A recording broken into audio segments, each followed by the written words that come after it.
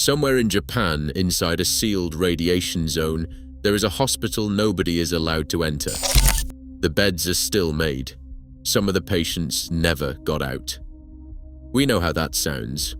You probably cannot picture it being real, but it is.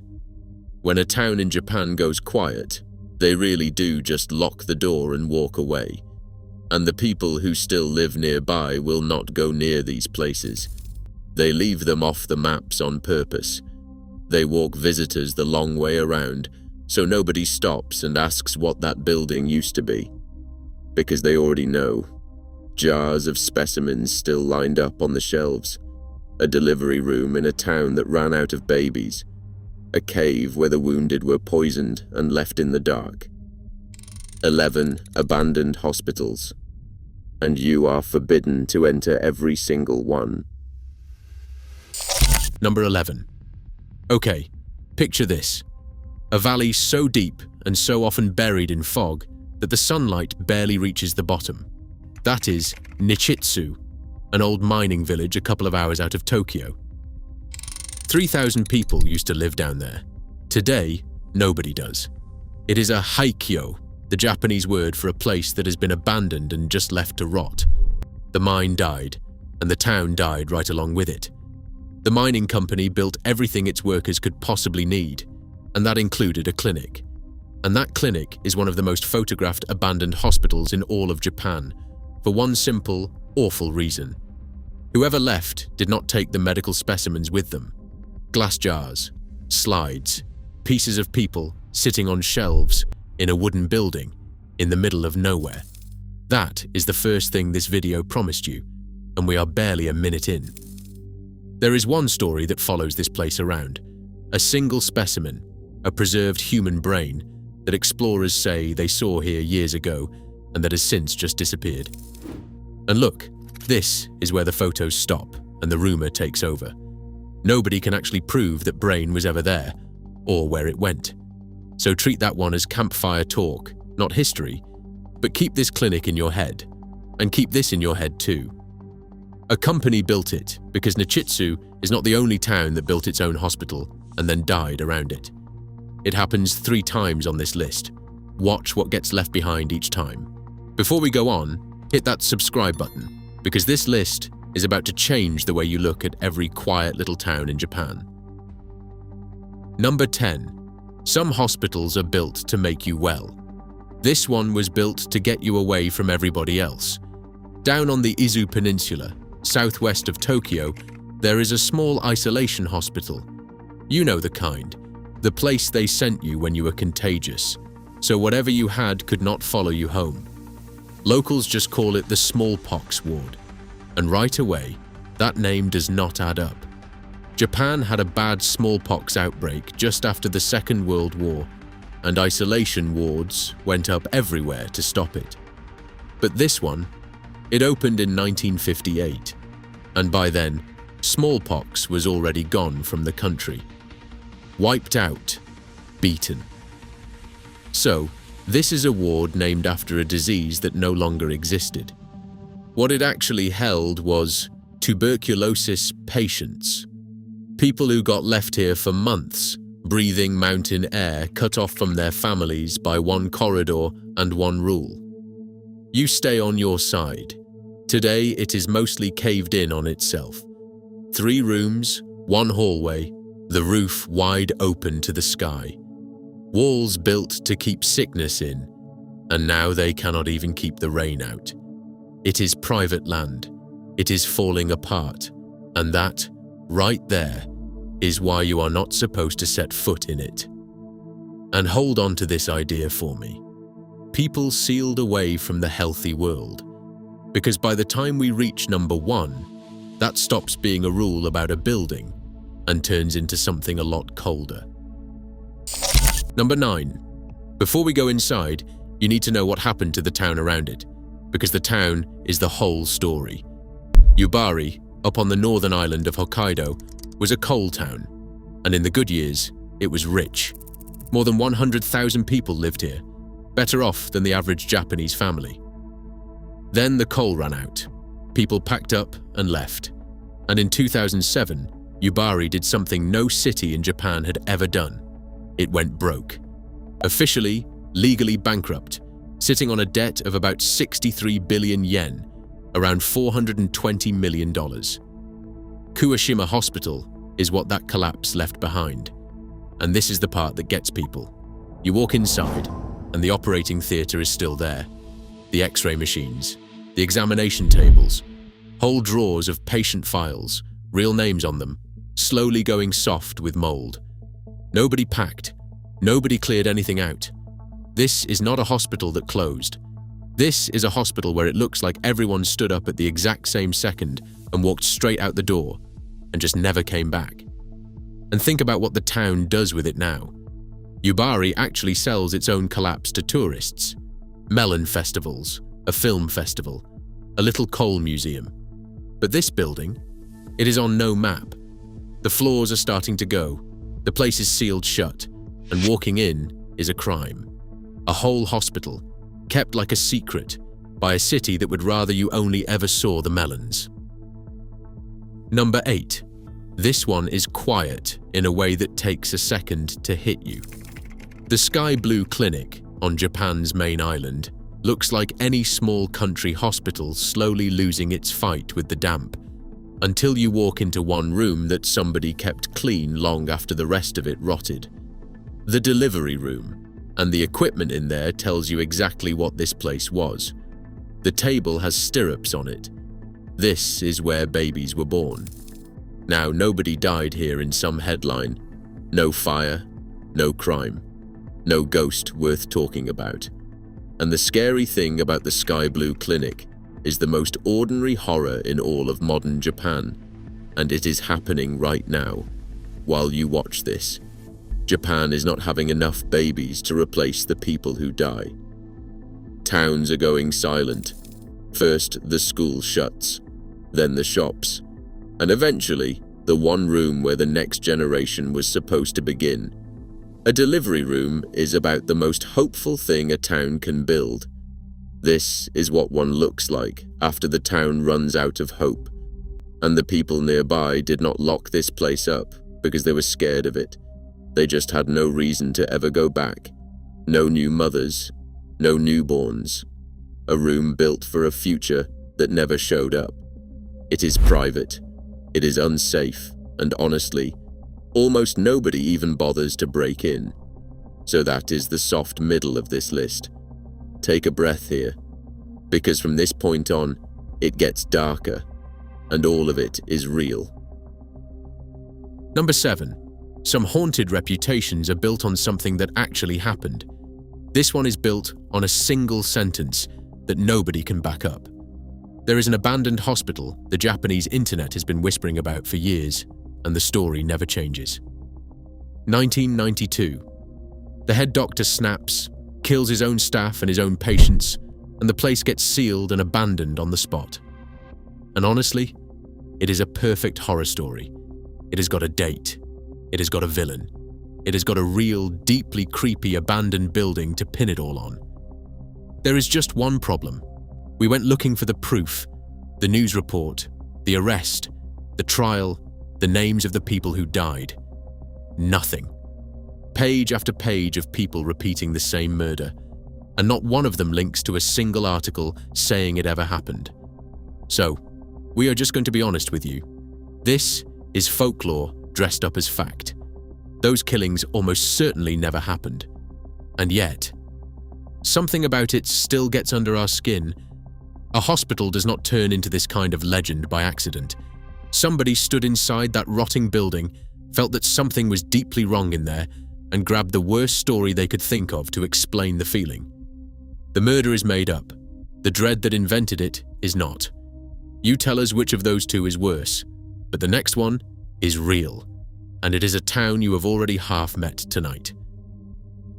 Number 6. Back to Hokkaido, back underground. A coal town called Chikubetsu, near the coast. During the war, 2 mines sucked people into these mountains so fast that a sleepy district of a few hundred ballooned to almost 30,000. And like every company town, the company built the entire world its workers needed. Apartment blocks, schools, and a hospital. You can still see the bones of all of it from the road. The first thing most people notice is a giant concrete coal hopper, just sitting there at the roadside like a ship run aground. The hospital is harder to get to and worse to stand in. It has been gutted and it is half collapsed, the floors and ceilings sagging toward each other. That is exactly why explorers call it one of the most dangerous medical ruins in the north. You go in, you might not come back out the way you planned. And there is nothing supernatural about how Chikubetsu died. The coal stopped being worth the dig. The company left. 30,000 people drained away to almost none, and they took the doctors and the nurses with them. The hospital was just the last big thing still standing after everyone was gone. So, that is 2 company towns now. Nichitsu, lost in its fog. Chikubetsu, by the sea. Both built a hospital. Both walked away and left it. And the next one does it a 3rd time. Except that town was supposed to be the one that never failed. Number 5. Way up in the Hachimantai Mountains of northern Iwate, there used to be a town the rest of Japan pointed to as the future, Matsuo. It sat on the biggest sulfur mine in all of East Asia, and its concrete apartment blocks housed more than 15,000 people, in a comfort almost nobody had back then. Central heating in the mountains, flushing toilets, garbage chutes. People called it the paradise on the plateau. And of course, it had its own hospital. Then, in 1969, the mine folded. The schools closed the year after. The wooden houses were burned down, and the town that was supposed to show Japan how to live just emptied out, exactly like all the rest. The hospital held on longer than most. A university kept using the building until 2006, and then, finally, it got torn down too. Walk it today and you get row after row of hollow concrete shells, 11 of them, 4 floors each, with little trees pushing up through the floors where families used to sleep. So, there it is. 3 towns, Nichitsu, Chikubetsu, Matsuo. 3 company hospitals built with total confidence in 3 places that were dead certain they would last forever. Not one of them made it. In Japan, when the industry dies, the medicine is one of the very last things to switch off, and then it switches off completely. Alright, that is the slow death behind us now. The last 3 hospitals on this list were not abandoned over decades. They were killed in a single moment, and the first of them still has the children's files sitting inside it. Number 4. Some hospitals fill up with patients. This one filled up with children. It was built in 1943, and for a long stretch, it did its job. Tuberculosis was spreading fast through Japan, a slow disease of the lungs that, back then, you treated with rest, clean air, and distance. So the government built sanatoriums, and a few of them were just for kids. Think about that. Small children, taken from their families, sent to live among strangers, and machines, and other sick children, because their own homes had turned dangerous to them.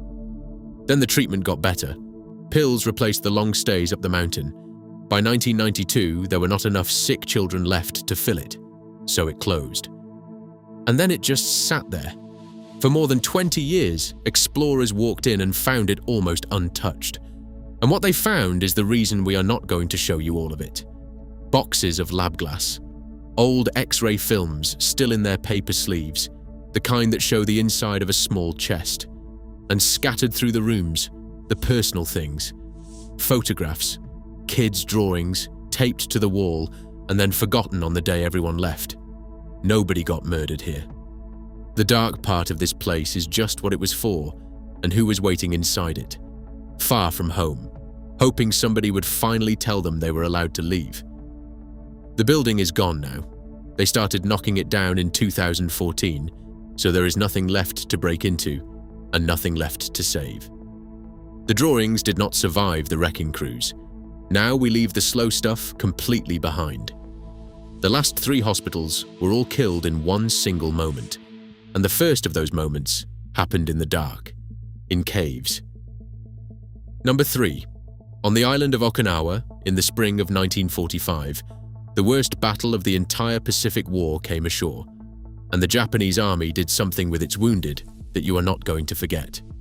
It put the hospital underground, not in a building, in a network of around 30 tunnels and natural caves, what Okinawans call gama, carved into the hills near Hebaru, dripping, pitch dark, and packed wall to wall with the dying. And to staff it, the army brought in teenagers. More than 200 high school girls, 15 to 19 years old, pulled out of class and sent down into the caves as nurses. History remembers them as the Haimayuri students. Down there, they worked by candlelight, surrounded by wounded soldiers, disease, and bodies nobody could carry out. Around 2,000 soldiers are believed to have died inside this hospital. Then, on the 25th of May, the order comes. Fall back. Leave the caves. The men who can walk, the staff take with them. The men who cannot walk are a different problem. And so, according to accounts from this site, those men are handed milk. The milk is laced with poison, and they are left where they lie, in the dark, so the enemy cannot take them alive. The girls get pushed out into the open battlefield with almost nothing to protect them. Of the Haimayuri students, well over half are dead within weeks. Some of these caves are marked and preserved today. Others are sealed shut, unstable, closed off to everyone, because what is down inside them is not a tourist site. It is a grave. This is the oldest hospital on our list, and it is the one that earns the word forbidden more than any other. 2 left, and both of them died on the same day, 66 years after Okinawa. Remember that day for me. It comes back at number 1. Number 2, the 11th of March, 2011. Up on the northeast coast, in a fishing town called Minami Sanriku, the biggest earthquake in Japan's recorded history had just stopped shaking, and the staff at Shizugawa Public Hospital knew exactly what was coming next. So they started hauling patients upward toward the 5th floor, toward the roof. 107 patients had to be moved, and there was not enough time or enough hands to move all of them. 26 minutes past 3 in the afternoon.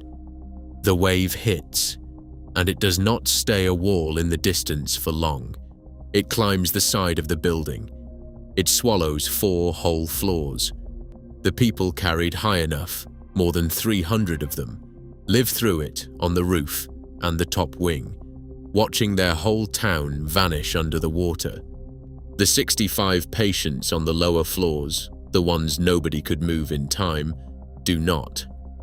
For a whole year after, the gutted hospital just stood there, on the flattened coast, one of the only tall things left in a town where something like half the people were dead or missing. People would come and just stand in front of it, and then they took it down, because a town trying to come back to life cannot keep a tomb sitting right in the middle of it. That was the first hospital the 11th of March took from this list. The second one is still standing right now, and nobody is allowed to go near it. The reason why is the coldest entry on this whole video. Before we get to number 1, do me one quick favor and tap that like button. I am just getting this channel off the ground, and it honestly helps more than you would think. Thank you. Number 1. Less than 3 miles from the Fukushima Daiichi nuclear plant, about 4.5 kilometers, stood Futaba Hospital in a town called Okuma. When the quake and the tsunami hit on that exact same day, the 11th of March, the building made it. It's roughly 340 patients, many elderly and many unable to walk, made it too. What did not hold together was everything that was supposed to happen next. As the reactors started to fail, the government told everyone near the plant to get out. But the chain of communication between the disaster headquarters, the local officials, and the rescue troops fell apart. So the hospital called for help, again and again and again, and the help showed up late, and it showed up in pieces. Patients got loaded onto buses for rides that dragged on for hours, with no medical staff and no real care, in the middle of a nuclear emergency. And in all that chaos, Dozens of people simply did not make it. They had survived the earthquake. They had survived the wave. They did not survive the rescue. By the end of the month, depending on who you ask, 40 to 50 of Futaba's patients were dead. A government investigation later used one word for the whole operation: botched. And here is what makes Futaba the most forbidden hospital in the country. The town of Okuma sits inside the nuclear exclusion zone.